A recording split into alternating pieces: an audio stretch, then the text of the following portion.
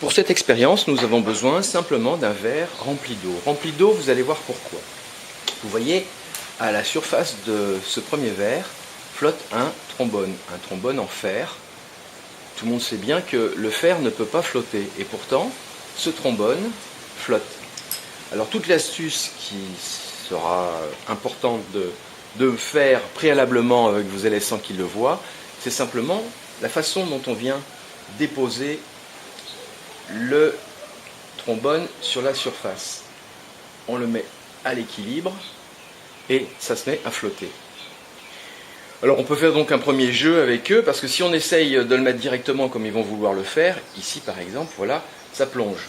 De la même façon, ici, ça plonge. Même si j'essaye de le mettre à plat, ça plonge. Par contre, en venant le déposer délicatement sur le bord du verre, en le faisant glisser, on arrive à le faire flotter.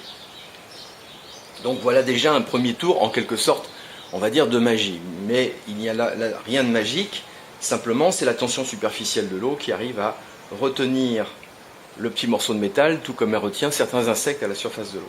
Alors maintenant on peut aussi voir ce qui se passe lorsqu'on met un crayon magique dans l'eau qui va faire couler notre trombone. Voici un premier crayon qui n'est pas magique. Je peux le tremper dedans, il ne se passe rien. Le deuxième, préalablement, je l'aurais trempé dans du liquide vaisselle. Et je vais dire à mes élèves, ce crayon-là est magique. Et lorsque je le mets ici dans l'eau, immédiatement, d'abord vous avez vu le trombone fuir la zone du crayon et deuxièmement couler. Et cette fois-ci, je n'arriverai plus à venir faire flotter mon trombone.